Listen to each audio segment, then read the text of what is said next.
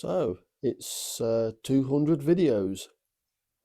What I thought I might do for this one is take you behind the scenes. Roll credits.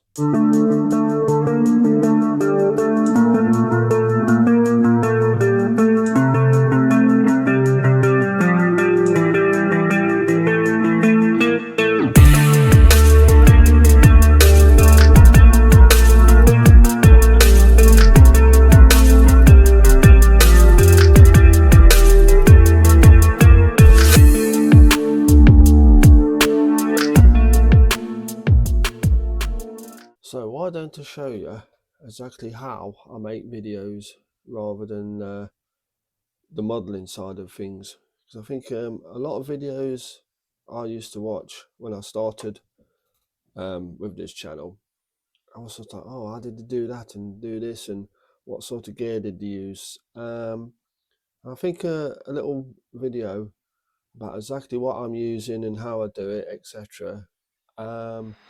Might be helpful, you know, if anyone's starting a channel or thinking about upgrades or anything.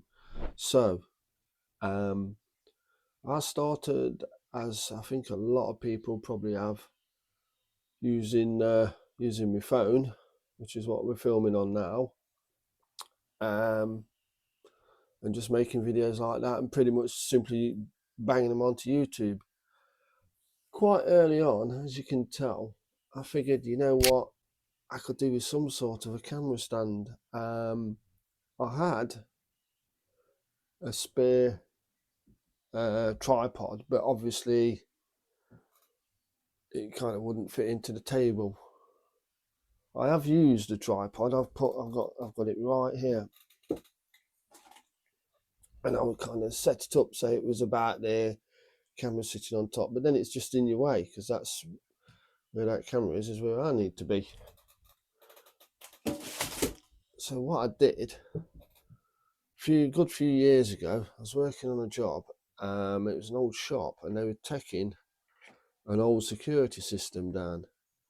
Now this plastic thing here is actually a wall mount for an old style security camera. But having a look at it, I realised that a clip off a selfie stick would sit on there quite nicely. Then I bolted it to, that's a literal fence post with an old piece of plywood at the bottom to give it a nice stable base.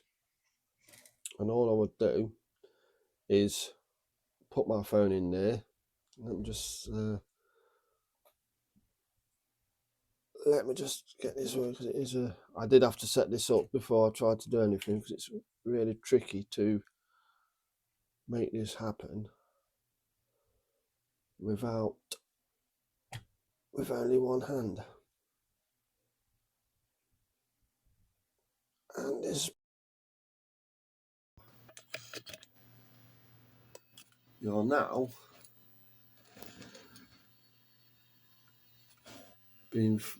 now making this film, and as you can see, once I put it in place, hands are free. I've got a nice stable base here. And if I'm going to be really clever, I can take me webcam, switch that on, and make some B-roll. So there we go. So what you should be seeing is me filming this.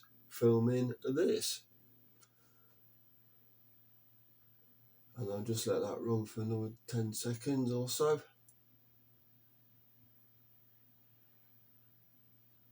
Alright, let's go that. Cool. So that setup was okay. It did a job. A little bit basic. My phone camera, as you can tell, we're still on the phone camera now. It's a pretty darn good camera, all being told.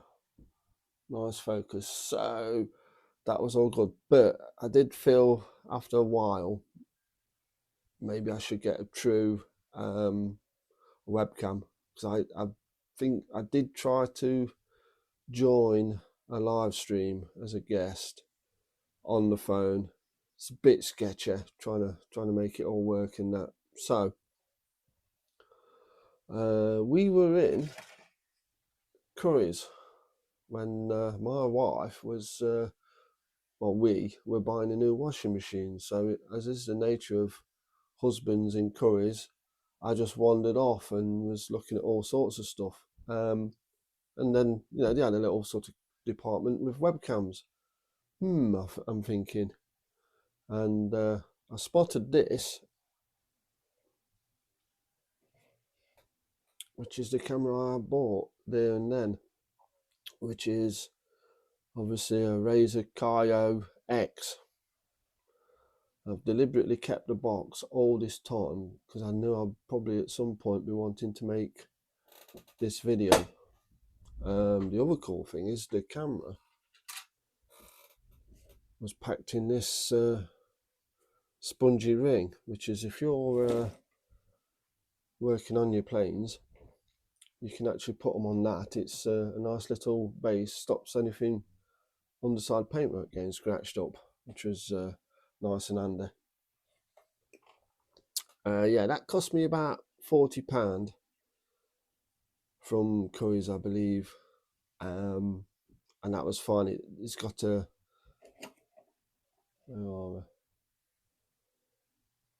stream to your fullest. Well, I'm trying to autofocus, video settings, plug and play, flexible mounting options. And it does have a built-in microphone. So in order to use that, then I got from Amazon is the thing it's stuck on now, which is this arm. I think this was about 20 quid plus the ring light, which is nice. It's all USB, just plugs in. I've got a bit of a rat's nest of wires. That's the control for the light. You can change the type of light from to warm to whatever that is to cold. The light and the camera go into this USB junction box, which in turn goes into the back of the computer. Now also, I've got this lighting system here that I bought from Scale Model World a couple of years ago. And what this is, you got your two lights there. I'll try and do this. They're on a bendy arm, and they will also kind of rotate that way, so I can adjust them pretty much to where I want them. I can't remember the price. Now these lights have 4 settings. So you sort of 1, 2, 3, 4, and then off. Let's put them both on. So you can either have one on or both of them on, up and down the brightness. In order to use the camera, I've got on the computer, I've got this software, which is Camo Studio, which will gives you a lot of adjustments. You switch it on, make your films, save them. Can't edit them or anything like that, but I'll get to that in a minute.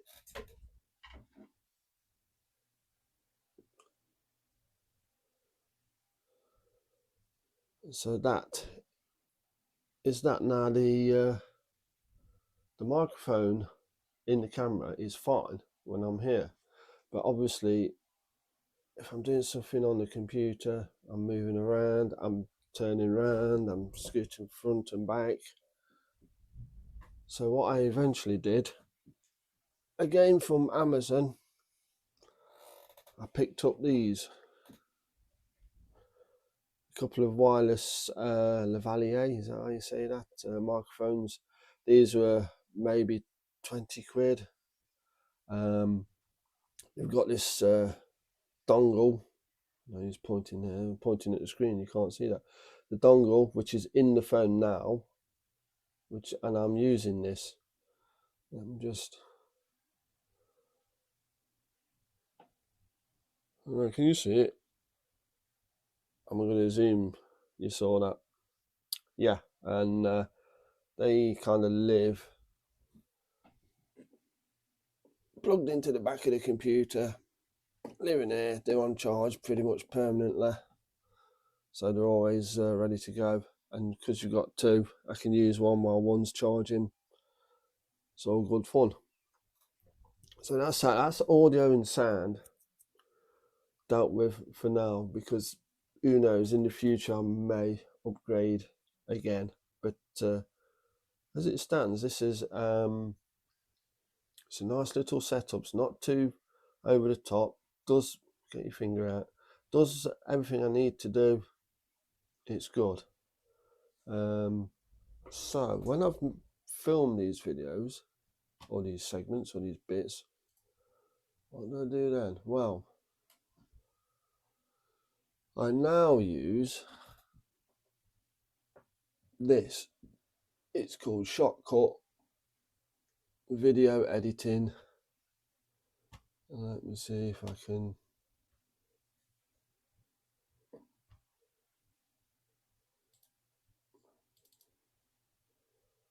There you go. That's a video. This video hasn't actually been on the channel yet. I'm still kind of putting the finishing touches to. But yeah, I did used to use CapCut, which a couple of months ago was it?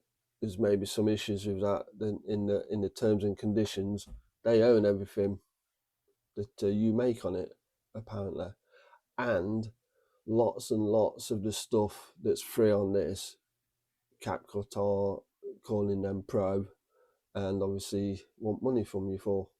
So I buy CapCut. There's your answer to that. This and this Shotcut, I would say, is a little bit more professional than CapCut was. To be fair to CapCut, it was very easy to use, and it's a shame it's gone the way it has, if I'm going to be honest on that score. But this Shotcut, it took me a bit of learning to find my way around. I'm still kind of learning my way around it a little bit now, but there's plenty of videos on YouTube that tell you how to do this and that and set up and get yourself started and get yourself going.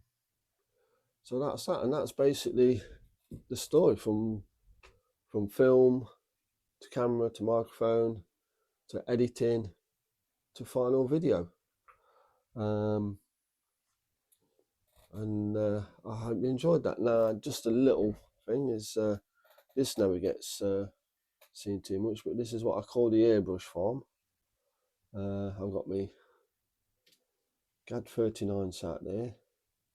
This is a sort of Chinese water clone, essentially. And this is a Badger 200G.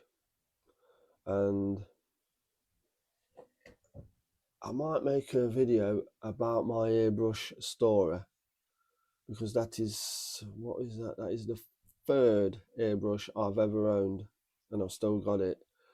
And I still have the first and second, which I bought probably in the early 90s. And I might make a video about that, airbrushing from 1990 to today. And to bring it right up to date, the latest airbrush, and I'll probably make a video on this. As you can see, it's still in the box, really. I've not really had chance to do too much with it. Is this Mobius from Galera. And then obviously I got I got a compressor, a double piston compressor, a few random tools, a little rotating display stand for finished kits, and obviously that doesn't come out too often because I don't finish that much stuff.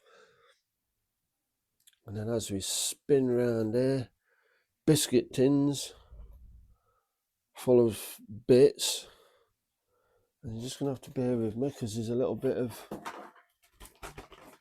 junk I need to shift. And as we turn around, this is what I call stash site B, because my actual stash, believe it or not, is in the loft. And this is kits that just haven't made it up into the loft, and all of a sudden, well, you can see what happens. So there's a few future videos in this shot right here. And we move up, and we've got a nice poster of a Lancaster up there, and then that's kind of it. So I hope this video has been interesting, and yeah, video number 200. Just remains for me to say, to the subscribers I've got, a big thank you. Channel's going onwards and upwards, and I'm always grateful for that. And I shall see you in the next one. Bye bye.